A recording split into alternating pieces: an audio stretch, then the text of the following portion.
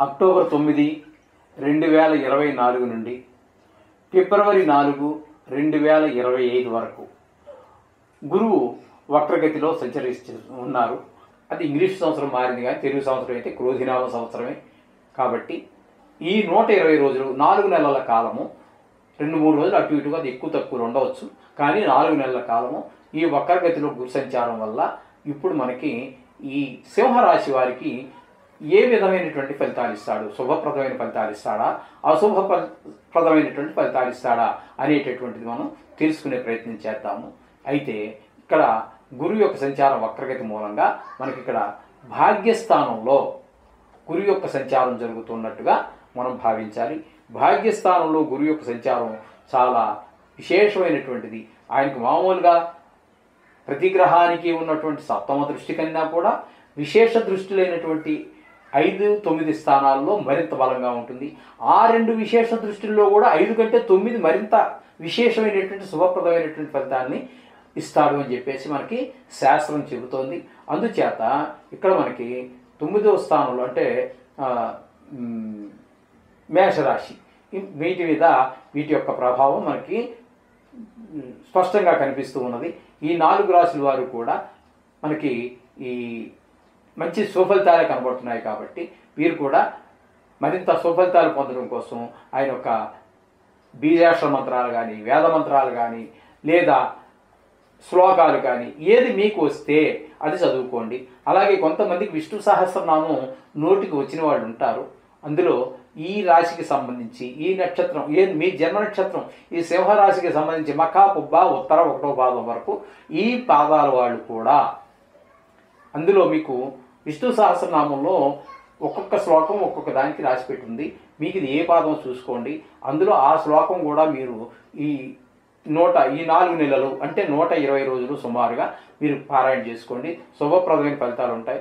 లేదు వస్తుంటే లేదా గురు చరిత్ర చదువుకోండి. అది పుస్తకం చూసి చదువుకోవచ్చు, కొంతమందికి నోటికి రావచ్చు. అని చేత అది కూడా పెద్ద పుస్తకం, అది ఒక్క రోజు చదివేది కాదు, ఒక అరగంటలో అయ్యేది కాదు.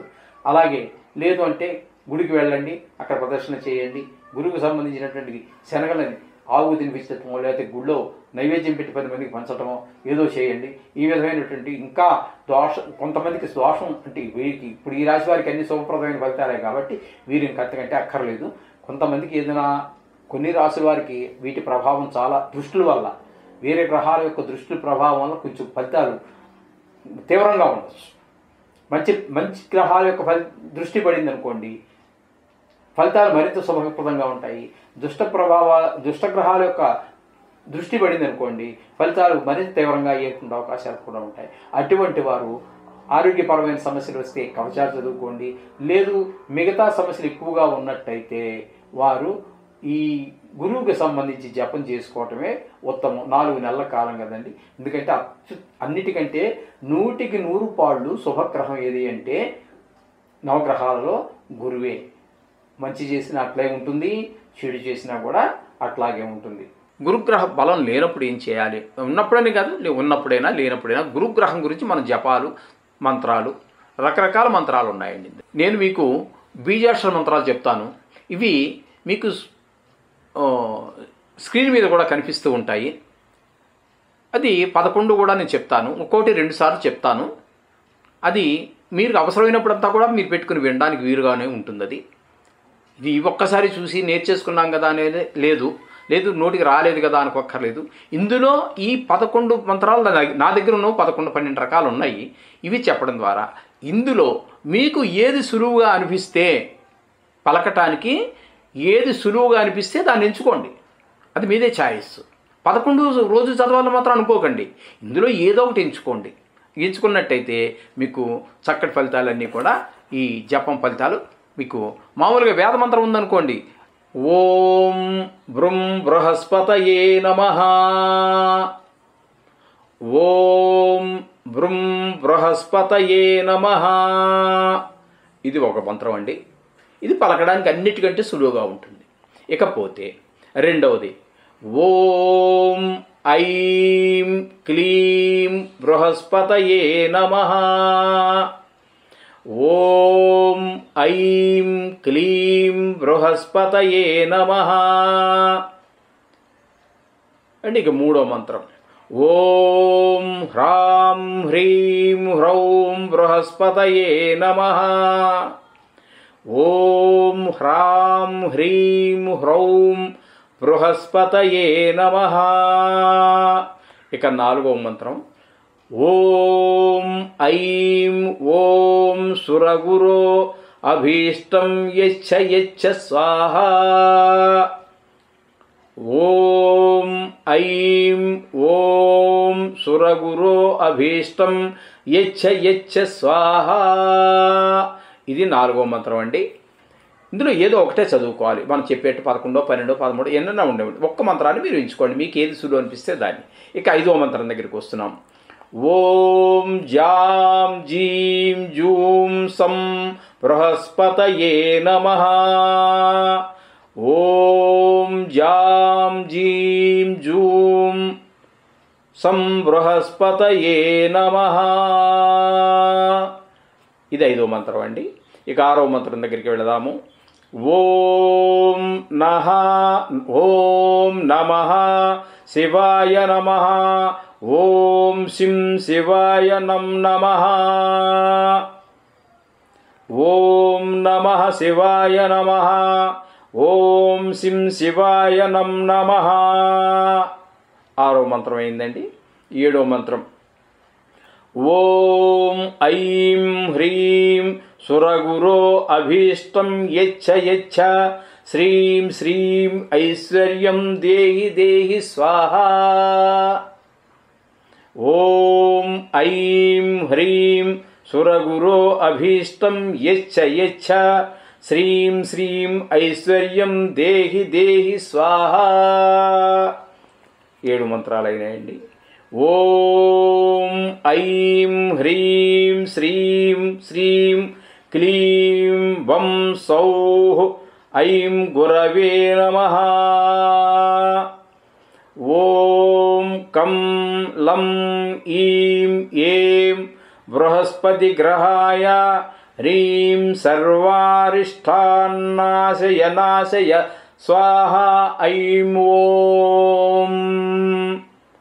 ఓం కం లం ఈం ఏం బృహస్పతి గ్రహాయ హ్రీం సర్వారిష్టాన్నాశయ నాశయ స్వాహా ఐం ఓం.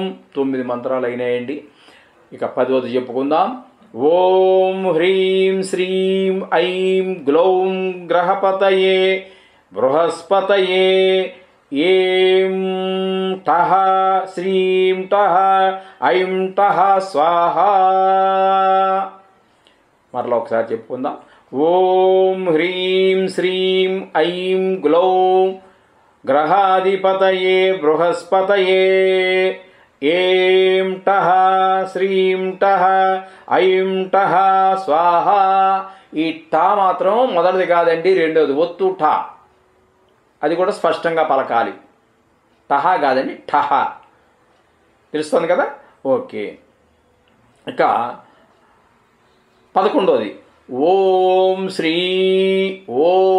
హ్రీం శ్రీం బ్లీం ఐం గ్లౌం గ్రహాధిపతయే బృహస్పతయే వీం టః శ్రీం టః ఐం టః స్వాహా. మరొక్కసారి చెప్పుకుందామండి. ఓం హ్రీం శ్రీం బ్లీం ఐం గ్లౌం గ్రహాధిపతయే బృహస్పతయే వీం టః శ్రీం టః ఐం టః స్వాహా. ఇది 11వ మంత్రం అండి. ఇంకా చాలా ఉన్నాయి. చాలు 11లో మీకు అనుకూలంగా ఉన్నటువంటిది, పలకడానికి అనుకూలంగా ఉన్నటువంటిది, పలకగలని నమ్మకం ఉన్నటువంటి దాన్ని ఎంచుకోండి. ఏదో ఒక్కటి చాలు, అన్నీ చదవాలి అని కాదు. మీకు చెప్పినవి 11 రకాలు ఉన్నాయి. ఇందులో మీకు సులువైన దాన్ని, అనుకూలమైన దాన్ని మీరు ఎంచుకోండి. రోజు పారాయణ చేయండి. ఇది చాలా త్వరగా 16,000 జప సంఖ్య చాలా ఈజీగా అవుతూ ఉంటుంది. ఈ గురువుకు సంబంధించి మనకి పంచాంగంలో కూడా శ్లోకాలు ఉన్నాయండి. గాయత్రి మంత్రాలు కూడా ఉన్నాయండి. ఈ నవగ్రహాలకి గాయత్రి మంత్రాలు కూడా ఉన్నాయి. జత వాటిలో ఆ గాయత్రి మంత్రాల్లో కూడా అవి కూడా ఒక 6, 7, 8 ఉన్నాయి. అందులో ఒకటి మాత్రం మనం చెప్పుకుందాము. అది గురువుకు సంబంధించినటువంటి గాయత్రి మంత్రం. ఇది కూడా మీకు స్క్రీన్ మీద స్క్రోల్ అవుతుంది, చూసుకోండి. మీరు ఎప్పుడు కావాలన్నా వినవచ్చు. ఆ స్క్రీన్ మీద స్క్రోల్ అవుతుంది కాబట్టి మీకు అది రాసుకోవచ్చు కూడా, పెన్ను పేపర్ తీసుకొని, లేదా వినొచ్చు. ఏ విధంగా అయినా సరే మీ సౌకర్యం. ఓం గురుదేవాయ విద్మహే పరబ్రహ్మణే ధీమహి తన్నో గురు ప్రచోదయాత్. మరొక్కసారి చెప్తానండి ఇదే మంత్రాన్ని. ఓం గురుదేవాయ విద్మహే పరబ్రహ్మణే ధీమహి తన్నో గురు ప్రచోదయాత్. ఈ గురువుకి ఇంకా విశేషంగా చేసుకోవాలి. ఇప్పుడు మనకి గ్రహచారం దగ్గరికి వచ్చేటప్పుడు ఒక సంవత్సరం కాలం పాటే మన దగ్గర ఒక్కొక్క రాశిలో సంచరిస్తూ ఉంటాడు కాబట్టి అది కొన్ని సుఫలితాలు ఇవ్వచ్చు, కొన్ని అసుఫలితాలు ఇవ్వచ్చు. ఇప్పుడు జాతకంలో కనుక మనకు గురుగ్రహం అనుకూలంగా ఉందా మొత్తం చాలా బాగుంటుంది. కొన్ని ప్రతికూలమైంది అనుకోండి, అప్పుడు అది 16 సంవత్సరాల పాటు మనని కొంచెం ఇబ్బంది పెట్టేటువంటి పరిస్థితులు ఉంటాయి. కాబట్టి అటువంటప్పుడు ఖచ్చితంగా ఎక్కువ చేసుకోవాల్సి ఉంటుంది. అటువంటప్పుడు అంటే కొంచెం విశేషంగా చేసుకోవాల్సి ఉంటుంది. అంచేత అక్కడ మీరేం చేయాలి అంటే, ఈ గురువుకి సంబంధించి అష్టోత్తర శతనామావళి అంటే 108 నామావళి, 108 నామాలతో ఉంటాయి. అది కూడా చేసుకుని గురువుకి పూజ చేయవచ్చు. అలాగే ఇదే అష్టోత్తర శతనామ స్తోత్రం అని ఉంటుందండి.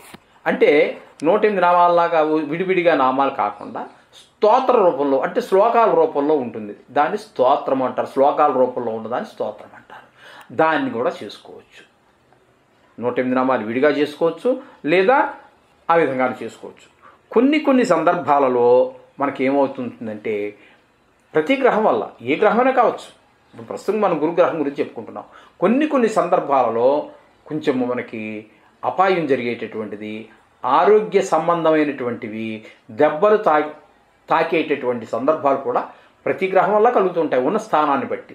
కాబట్టి గురుగ్రహం వలన ఇలాంటి సూచనలు మనకి కనుక తెలిస్తే, అంటే మనకు తెలియడం అంటే మన మీ గురువులు ఎవరైతే ఉన్నారో వారు చెబితే, అటువంటి పరిస్థితుల్లో అనారోగ్యాలు వచ్చినప్పుడు, ఈ దెబ్బలు తాకుతాయని తెలిసినప్పుడు మనం గురు కవచం అని ఉంటుందండి. కవచం అంటే ఇప్పుడు ఆ మాట వినే ఉంటారు మీరు.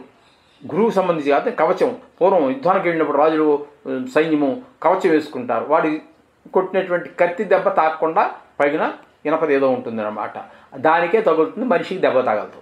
అందుచేత ఆ విధంగా ఇక్కడ గురు కవచం.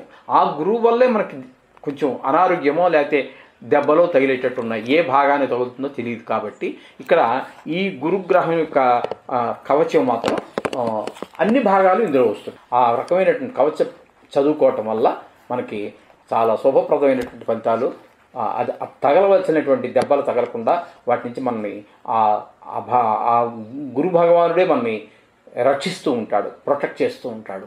అందుచేత అది కూడా చాలా ఇంపార్టెంట్ అయినటువంటి విషయం.